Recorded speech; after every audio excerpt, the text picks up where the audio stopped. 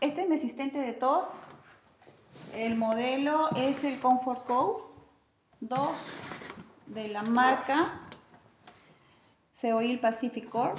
Acá está el botón para prender en la parte de atrás y acá le enchufas a la corriente para poder cargarlo. Tiene otras dos entradas más para los sensores de saturación y frecuencia cardíaca, pero eso no es necesario. También tiene esta parte superior para que puedas colocar el tubito corrugado, ¿no? Y lo dejes ahí descansando mientras no usas el equipo.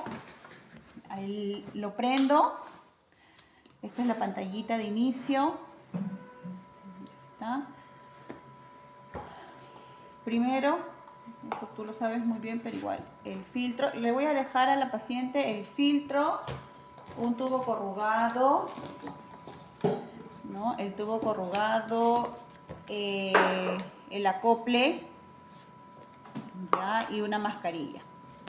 Entonces, eso lo dejamos acá, ¿no? Es así como lo dejo preparado para poder utilizarlo con el paciente. Te sugiero que por favor mejor lo utilices enchufado porque la batería dura 2 horas, ¿ya? Sin estar enchufado, pero cuando no se usa puede descargarse. Bien, entonces vamos a entrar y te va a arrojar esta pantallita para poder ajustar los parámetros. Nos vamos a menú y en menú te va a aparecer toda esta barra. Uy, que está saliendo al revés.